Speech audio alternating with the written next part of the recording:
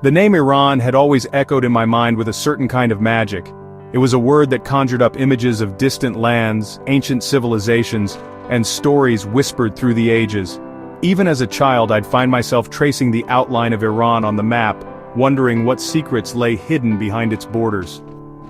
There was something about the very sound of the name that felt both mysterious and inviting, as if it was calling out to the curious traveler in me. It wasn't just a country on a map, it was Persia, a land of ancient poets, sprawling bazaars and mesmerizing mosques. I imagined the scent of spices drifting through the air, the echo of footsteps on centuries-old stones, and the soft murmur of Farsi poetry recited in candle-lit rooms. The culture, the art, the history, it all felt impossibly rich, like a tapestry woven with 1,000 stories.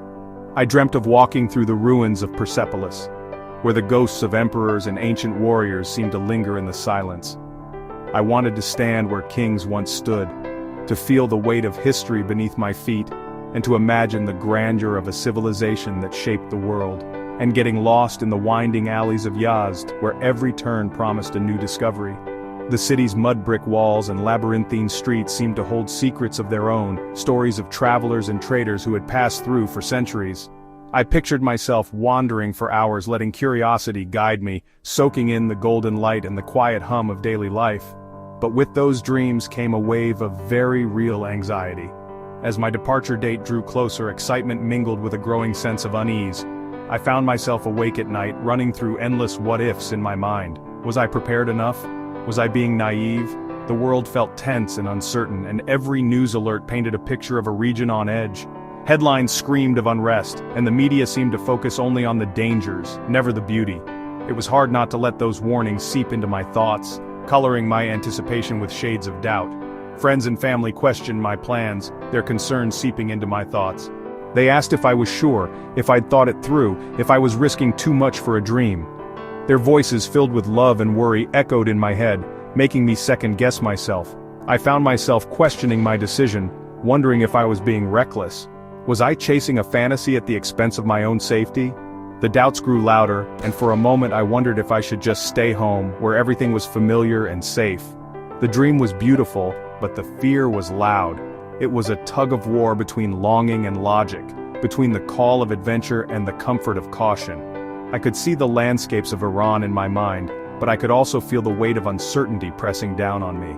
Ultimately, my desire to connect with the human side of Iran won out. I wanted to see the country not just through headlines but through the eyes of the people who called it home. I longed for real conversations, shared meals, and moments of genuine connection that could never be captured in news reports. I believed that behind the scary headlines, there were real people living their lives, people who laughed, loved, and dreamed just like I did. I wanted to meet them, to listen to their stories, and to see the world through their eyes, if only for a little while. I decided that I would not let fear dictate my life. I would prepare, I would be cautious, but I would not let anxiety steal this experience from me. I owed it to myself to see the world as it truly was, not just as it was portrayed from afar. I would go, but I would go with my eyes wide open. I promised myself to stay alert, to respect the culture, and to approach every moment with humility and curiosity.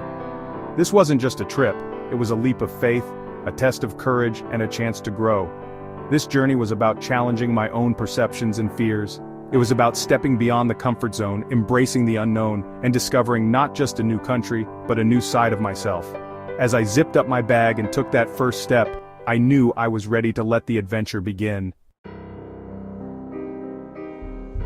Traveling to Iran in 2025 was a decision that required careful thought and preparation. The country, with its rich history and vibrant culture, had always fascinated me, but I knew that visiting Iran wasn't as simple as booking a ticket and packing a bag.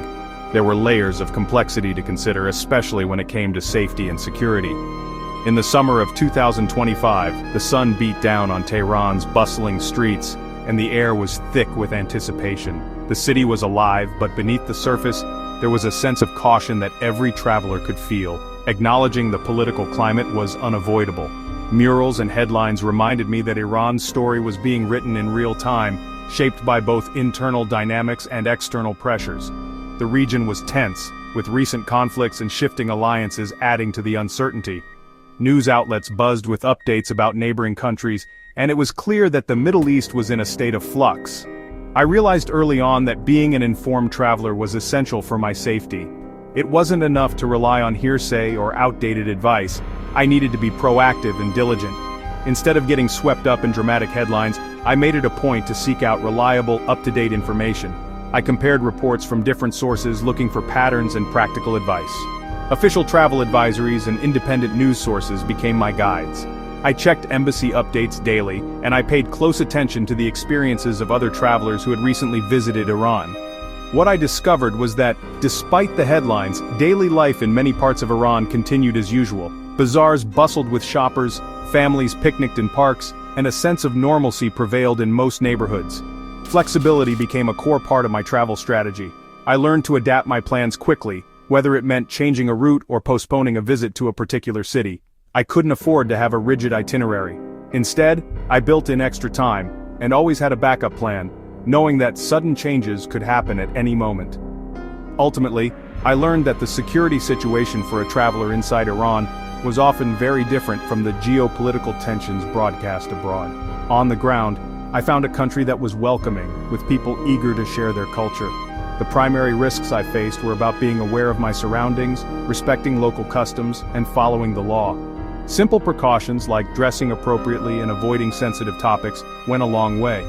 This understanding allowed me to proceed with caution and knowledge, making my journey through Iran not only safe, but deeply rewarding. By staying informed, flexible, and respectful, I discovered a side of Iran that few headlines ever capture. Before booking my flight, I knew that preparation would be the key to a successful trip. Traveling to a destination with unpredictable circumstances meant I couldn't leave anything to chance. I started by researching the latest travel advisories and reading up on other travelers' experiences, making sure I understood the risks and requirements. Securing comprehensive travel insurance was my top priority. I spent time comparing different policies, looking for one that offered not just the basics but also robust coverage for unexpected events.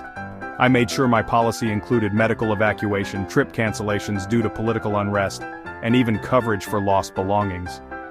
Knowing I had this safety net gave me peace of mind, especially since medical emergencies or sudden changes could happen at any time. Registering my trip with my country's embassy in Tehran was another crucial step. I filled out the online forms, provided my itinerary, and made sure my emergency contacts were up to date.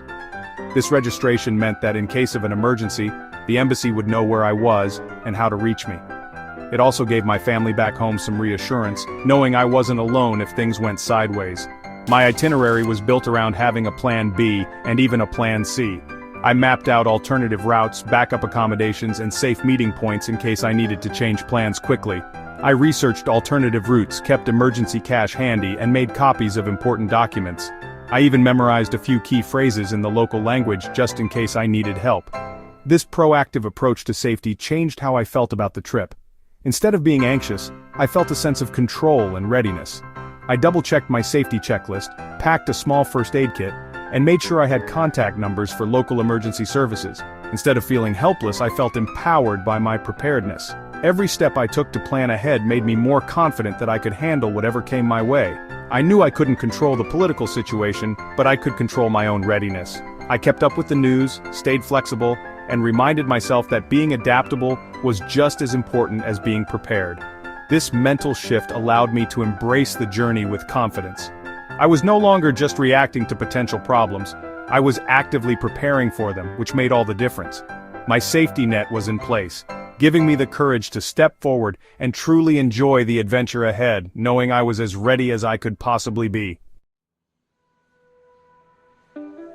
My journey began at Imam Khomeini International Airport in Tehran. The process was straightforward thanks to securing my visa in advance. Having all my documents in order made the entry process calm and efficient. Iran's transportation network was surprisingly robust and affordable.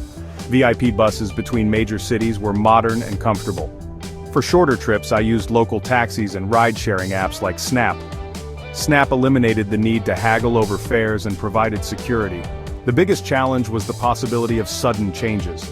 I constantly monitored flight schedules and news about airspace.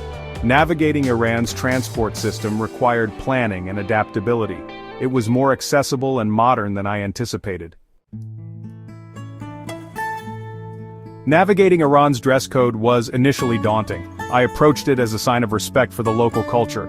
I chose beautiful scarves and comfortable, modest clothing. My perspective on the hijab shifted dramatically upon arrival. Iranian women are incredibly stylish, expressing themselves within the dress code. Embracing the dress code helped me connect with local women. Wearing the rusari became a daily ritual and a conversation starter. For men, long trousers and shirts with sleeves are expected. Respecting these norms is about being a gracious guest. It's a fundamental part of traveling safely and responsibly in Iran. It opened doors to warmer interactions and deeper connections. Traveling solo in Iran required caution and openness. Dressing conservatively minimized unwanted attention. I projected confidence and purpose wherever I went. Small, conscious choices prioritized my safety. For LGBTQ+ travelers, discretion is crucial due to severe risks. Despite precautions, I encountered incredible kindness. Local families often adopted me, sharing food and stories. Women invited me to sit with them, creating connections. Being cautious yet open led to meaningful interactions. My journey was a delicate dance between vigilance and trust. It was in that dance that I found the true spirit of the country. The most profound part of my journey was the people. Iranian hospitality, or ta'aruf, was a daily occurrence. Taxi drivers refused payment, and families invited me to picnics. A spice merchant shared his passion and knowledge without expecting a sale. An elderly man used a translation app to ensure I felt welcome. Not every interaction was perfect, but the warmth was overwhelming. The people I met were curious, educated, and generous. They were eager to share their culture and break stereotypes. These interactions revealed the soul of Persia. Behind the politics are millions of kind, welcoming human beings. Staying safe in Iran involves practical daily habits. Carrying a photocopy of my passport ensured smooth encounters at checkpoints. Being vigilant about petty crime was important. I used a crossbody bag and avoided flashing valuables. Trusting my instincts was a powerful safety tool. Local advice was invaluable for navigating safely. Staying informed on local happenings helped avoid trouble spots. Avoiding demonstrations and government buildings was crucial. Being aware of my environment ensured a peaceful journey. These habits kept my experience positive and secure. Is Iran safe for travelers? My answer is yes, but you must be diligent, informed, and respectful of the culture. The warmth of the people creates a sense of safety. However, geopolitical tension cannot be ignored. The trip dismantled my preconceived notions. Iran is a country of beauty, history, and generous people. It requires maturity and a willingness to adapt. For solo women, extra vigilance is key. For LGBTQ+ travelers, the risks are severe. With preparation and respect, I felt safe and welcomed. Iran offers a glimpse into a world of incredible depth and warmth.